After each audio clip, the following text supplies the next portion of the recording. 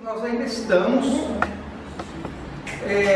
contextualizando para que isso possa facilitar na compreensão, ou seja, para que isso possa facilitar a sua interpretação, uma interpretação que seja condizente com a linguagem do livro e para que haja uma coerência também na interpretação.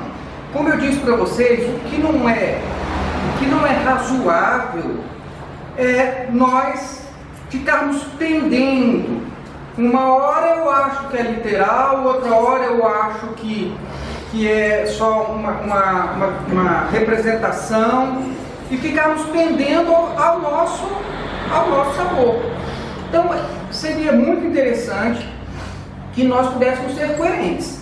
Se nós entendermos, e é o que eu estou tentando fazer aqui, se nós entendermos que de fato as figuras, todas as figuras, elas têm um sentido representativo, figurado, então não vai fazer sentido eu lá no meio pegar uma e dizer, isso aqui é literal, entenderam? Então a questão que eu não estou dizendo que você não possa fazer um outro tipo de interpretação, de modo nenhum. Você pode fazer a sua própria interpretação, do mesmo jeito que eu vou fazendo as minhas. E você está livre para fazer a sua interpretação. O que eu estou querendo colocar para vocês nesse momento é que sejamos coerentes, tá certo? Então, se você entender que as coisas são literais, tente encaixar literalidade em tudo. Ou pelo menos, sim, boa parte, senão não faz sentido eu ficar, ao meu achômetro, isso é literal, isso é figurado, isso é literal, isso é figurado. Acho que não é razoável. Nós já vimos que existem as figuras de linguagem e elas sempre foram usadas. Desde o passado até o presente, essas figuras de linguagem são utilizadas, e isso, nós temos as características de linguagem que são muito utilizadas dependendo do autor. O autor escolhe o tipo de linguagem que ele quer comunicar. O importante é que ele transmita a mensagem e que para aquele público que ele está transmitindo, aquela mensagem seja compreensível. Nós temos uma linguagem do livro de Apocalipse que ela é própria, que foi muito usada por centenas de anos, uma linguagem própria de quem quer fazer uma comunicação do estilo apocalíptico. Então vamos ver aqui, ó. A linguagem apocalíptica, ela é essencialmente figurada, tá certo? Então o que nós já vimos? Nós temos nela símbolos, números, cores, símiles, lembra do similar? Metáforas, lembra? Das comparativos que a gente falou na aula passada. As hipérboles, elas estão presentes no livro de Apocalipse. Pleonasmos, como em toda a Bíblia, paradoxos, etc. Então, é uma linguagem essencialmente figurada e que usa muito dos recursos da linguística e das figuras de linguagem. As aplicações possíveis são para qualquer época. O livro de Apocalipse, quando ele foi escrito por João, e eu creio que Deus, quem escolheu o estilo foi o próprio Deus. Porque João, ele começou a registrar a informação que ele recebeu do Senhor por revelação. Vocês vão, olha, eu em espírito, o Senhor me levou em espírito, então o Senhor deu a ele essa revelação, seja por sonhos, seja por qualquer outra forma, mas ele recebeu em espírito. Quando ele recebeu, então Deus ele escolheu uma linguagem, primeiro, que era comum naquele tempo. 200 anos antes de João, já era uma linguagem comum. E vejam que o próprio Jesus, para comunicar a mensagem dele a todos os homens, usou muito o quê? Parábolas. Então, a linguagem com figuras para representar alguma coisa, para trazer um ensino por meio de figuras, era muito usada para comunicar com qualquer pessoa. Então, nós temos aqui a ideia de que Deus usou um estilo de linguagem que naquele tempo já era comum e que seria fácil ser comunicado, não só para aquele tempo, mas para qualquer época, para qualquer cultura. Então, uma linguagem que pudesse perpassar os tempos e qualquer pessoa compreender. Então a ideia não era de trazer uma linguagem para dificultar demais as coisas. Por quê? Como nós vimos logo na primeira aula, o livro de Apocalipse foi escrito para quem? Para a igreja. Vamos lá. Escreve para 7 igrejas.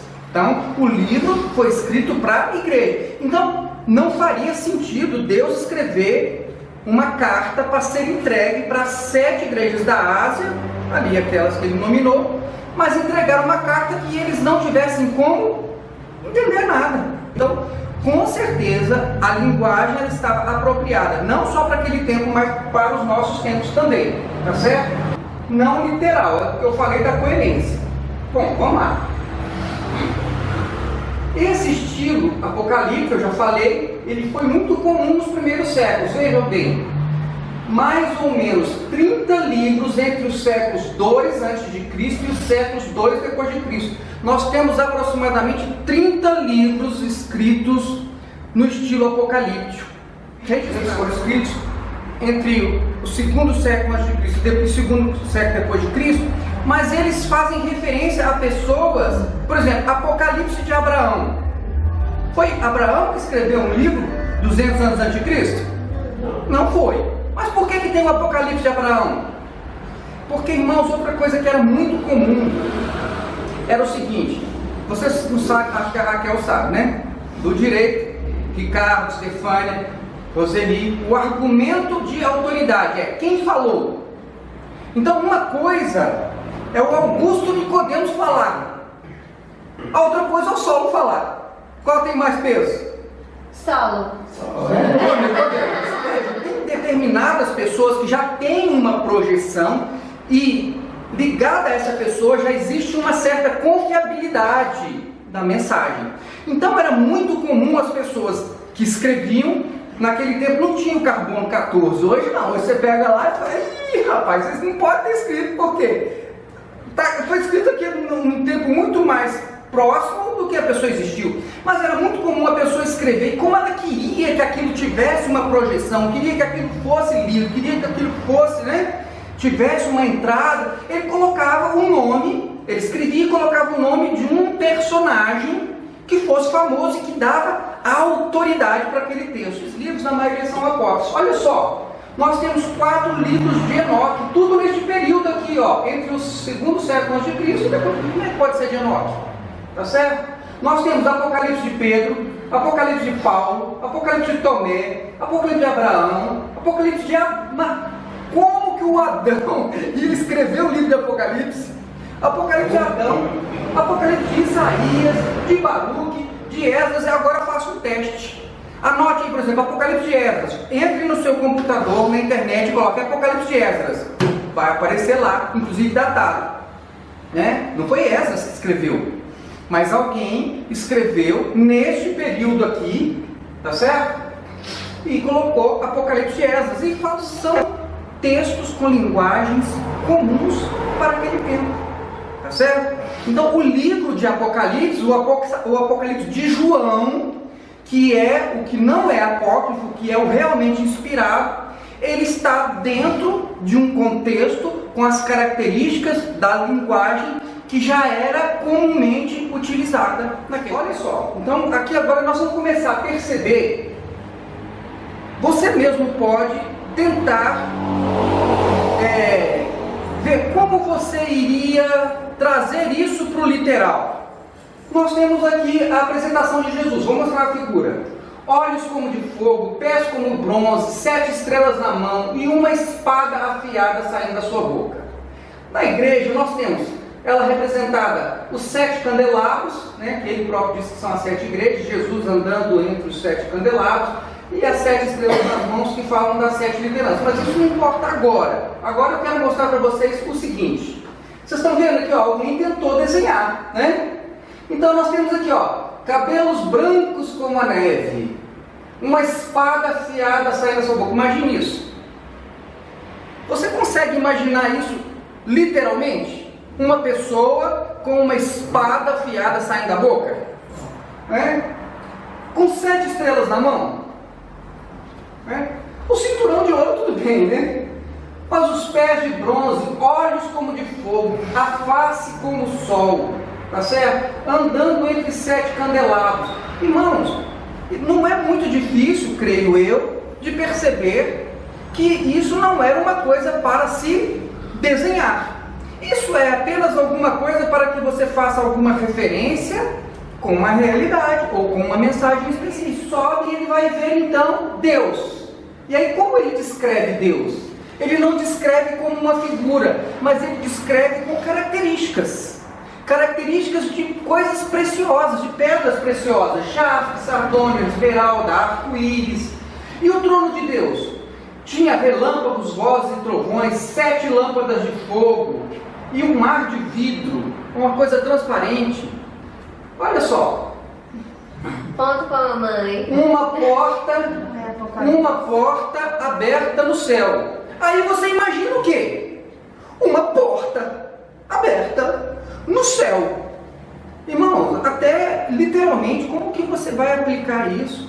Primeiro, porque não tem como ter uma porta no céu. Segundo, porque se você já viajou de avião, já passou pelo céu, pelo menos esse primeiro céu aí, não tem nada ali, não é verdade? Então, quer dizer, essa porta aberta no céu, ela não tem como ela ser uma porta, como nós conhecemos, aberta no céu, como se alguém fosse passar por ela. Mas é lógico que ela é, vamos dizer assim, a passagem, o acesso, a forma que João acessou, então, onde se abriu para ele aquela visão espiritual, foi o acesso.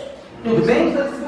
O problema já está em você querer ler o livro Apocalipse, do capítulo 1 ao 22, como se fosse uma sequência cronológica. Pronto, já é um problema. O mundo acaba 6 vezes.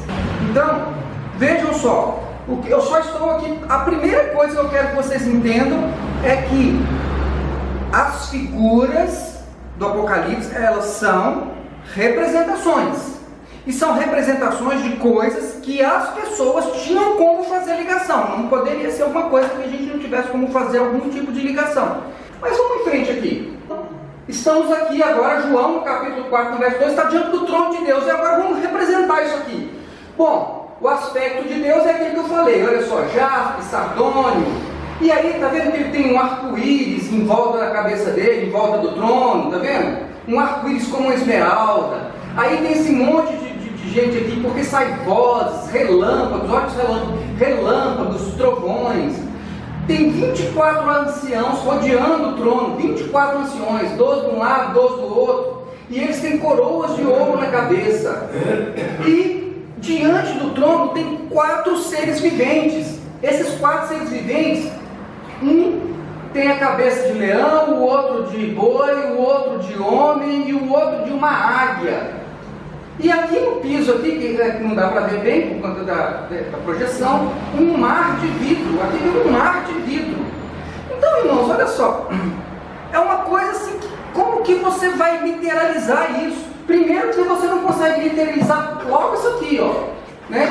Você não consegue literalizar também nem isso aqui e nem nada. Especialmente quando nós vimos aqui as figuras dos 4 seres viventes. Como que você vai colocar isso de uma forma literal? Isso aí, tudo tem uma representação. Não pode ser literal. Olha aqui, os 4 seres viventes, irmãos, eu não encontrei nem figurinha. Porque desenhar essa figura ia ser a coisa mais difícil que existe. Olha só como é que ele... O primeiro parecia um leão. Ele parecia um leão. O segundo parecia um boi. O terceiro tinha um rosto como de homem. O quarto parecia uma águia quando em voo. Ele parecia uma águia voando. Tá certo?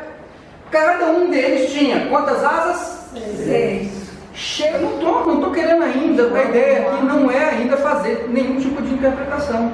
Mas é mostrar para vocês o seguinte, que essa figura ela é uma representação qualquer, ela é uma figura, ela não é uma coisa, não é uma coisa que exista. Então por isso nós podemos até usar a figura para nos lembrar de um ensino, mas não usar a figura como se fosse alguma coisa real. Um livro, que é um rolo, daqueles rolos, enroladinho, e ele tinha então aqui, 7 selos. 7 selos, esse livro ele é selado. Tá certo? Então, Deus está querendo dizer o seguinte: tem uma mensagem, por exemplo, que ela está completamente lacrada. Para ser aberta. Não chore, eis que o leão da tribo de Judá, a raiz de Davi, venceu para abrir o livro e os seus 7 selos. Ou seja, João vê aquela situação e começa a chorar, porque ninguém pode abrir esse livro. Quem é que pode abrir esse livro? Aí, o Senhor, o anjo diz aqui, ó, não chores, eis que o leão da tribo, né, que venceu, vai abrir o livro. Aí, como é que é então o leão, ó, o leão de Judá, que é um cordeiro que parecia ter estado morto, e ele tinha 7 chifres e 7 olhos. Então, o que que acontece? E é um cordeiro que tem essas características? Não. Ele usou esta figura, porque ele vai, na hora que você lembrar da figura, você vai lembrar da mensagem, daquilo que ele quis dizer. Então, nós temos o 5º selo. Aí, olha só. Aí eu tenho o 5º selo, eu tenho um altar gigante, está vendo aqui o lugar onde amarrava os chifres, que amarrava o holocausto, né? O animal que ia ser sacrificado. E eu tenho as almas debaixo do altar, dizendo, até quando o Senhor não vingará o nosso sangue? E aí, aqui começa. O que nós vimos até agora, a exceção do rolo do livro, que é uma coisa mais fácil, que você poderia literalizar, e mesmo assim não é, porque o 7 ele é um representativo. O fato de estar nos 7 selos é porque é uma mensagem selada, então não significa que tenha lá no céu um rolo. Ou você imaginou que iria ter um rolo desse tipo lá, com esses tipos de selo? Ou quem sabe aquele cordeiro com 7 olhos? Você imaginou que iria ter aqui no céu? Aquele cordeiro lá com 7 olhos e 7 chifres? Você imaginou que ia ter isso no céu? Mas quando chega aqui, todo mundo imagina isso aqui. Aí todo mundo, não, as almas estão lá, debaixo do altar. Irmãos, para que o altar? Para que teria um altar lá? Para que teria um altar no céu?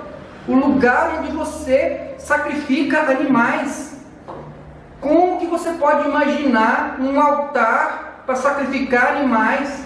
Não tem como você ter um altar lá, porque não tem o menor sentido você ter um altar. Mas as almas debaixo do altar estão lá. Todo mundo diz, não, tem as almas lá debaixo do altar. As almas as pessoas querem que estejam lá debaixo do altar. Mas eles não aceitam o altar, não aceitam o cordeiro cheio de olhos, eles não aceitam as figuras do 4 selos como uma realidade. Então, aqui começa um problema. As pessoas começam a imaginar, então, que de fato tem um monte de alma lá debaixo do altar. Tá certo? Eu explico melhor isso depois, tá? Porque eu não quero polemizar agora. Né? Talvez você possa até imaginar isso aqui, assim, ó. Mas, de fato, você não vai entender isso como uma realidade, um anjo lá segurando o vento. Está mostrando o seguinte, que tem uma força sendo detida por ordem de quem? De Deus. 144 mil selados pelo anjo. São 144 mil irmãos. 12 mil de cada tribo. 12 mil de cada tribo. Não tem nem como existem essas 12 tribos. 12 mil de cada tribo. Então, olha só, por aí você já vê que 144 mil não é um número literal. Como pode ser 144 mil? E são os selados. São aqueles que têm o selo de Deus. É muito estranho você querer literalizar as coisas do Apocalipse. Fica uma coisa muito sem sentido. E aí a pessoa começa a viajar, vai para longe e não se acha nunca mais.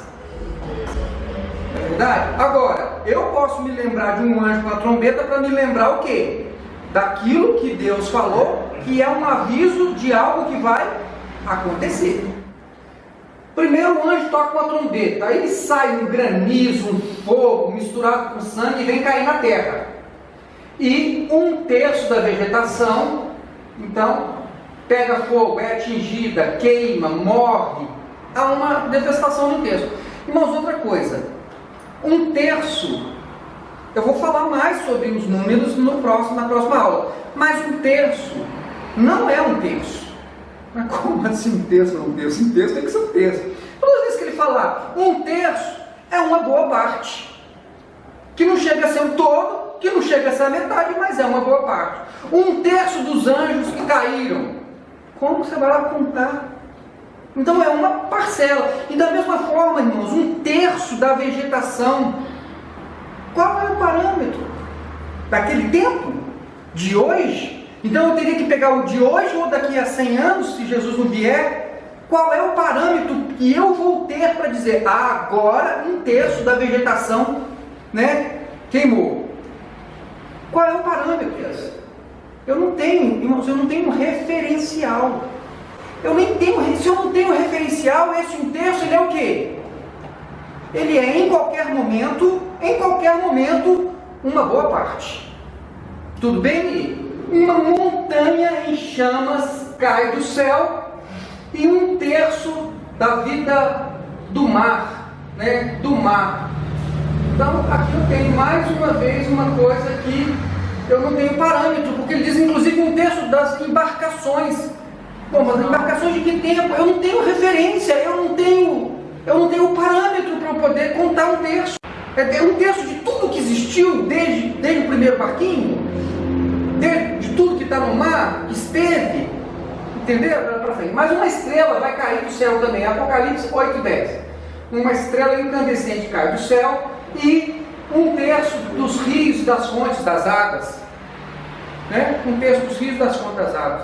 Irmãos, hoje, se você for fazer uma conta mesmo hoje, assim, vamos pegar historicamente o que existia no começo, o que existe hoje, já foi embora muito mais de 1/3. Quarta trombeta, 1/3 do sol, da lua e das estrelas, ou seja, é um escurecimento parcial. É um escurecimento parcial. As duas testemunhas, olha que interessante, está vendo que ela está meio misturada aqui com a árvore? Por quê? Estas são as duas oliveiras, ou seja, as duas testemunhas são as duas oliveiras. E os dois candelabros que permanecem diante do Senhor, está vendo? As testemunhas são as oliveiras e são os candelabros que estão diante do Senhor. Como que você vai literalizar isso? Fazendo esse desenho aqui?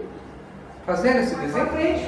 Né? Nós temos aqui já no Apocalipse 12 um enorme dragão vermelho com 7 cabeças e 10 chifres, tendo sobre a cabeça 7 coroas. Aí você vai imaginar esse Leviatã como se ele existisse.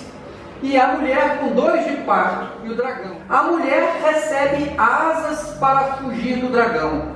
Então esta mulher, olha só, se ela é Israel, se ela, né, em parte foi Maria, mas agora pense nessa mulher com asas, lá em cima, isso acontecendo. Olha o dragão, aqui é a besta que surge do mar. Aí ela recebe poder, autoridade aqui do dragão, que passa para a besta para lutar contra os santos. Você está vendo? Então eu tenho uma descrição de alguma coisa que também vai acontecer e você vai imaginar isso aqui, ou você vai imaginar isso aqui. Aquele que estava sentado sobre a nuvem passou uma foice pela terra. Então, né, lá de cima, o anjo pega uma foice dessa que você conhece e passa na terra. Apocalipse 14:16. 7 anjos com 7 taças da ira de Deus para ser despejada sobre a terra. Então você vai imaginar lá em cima 7 anjos com 7 passinhas na mão, com, né, a cólera de Deus para ser derramada sobre a terra. Que na medida que eu estou percebendo que as coisas elas estão todas ilustradas, inclusive os números, eu tenho que tomar muito cuidado com isso aqui. Em que sentido? Em de querer, não, isso aqui é literal. Isso é literal. O resto, tudo que nós vimos aqui é representação. Mas a marca da besta vai ser realmente um número que vão escrever na minha testa. Vai ter um 666 na testa das pessoas e na mão direita das pessoas. Ora, por que essa parte você está literalizando? Por que é justamente só essa que você literaliza? Aí eu tenho a grande meretriz, uma mulher sentada no dragão, montada no dragão, e a besta. Aí, com uma taça na mão, e depois, aqui no Apocalipse 16, eu tenho a Armagedon, né? Eu tenho aqui uma grande luta que vai se levantar contra o povo de Deus, para depois, olha aqui, ó, vir Jesus num cavalo branco, com uma espada saindo da boca, com uma tatuagem na coxa, tá vendo?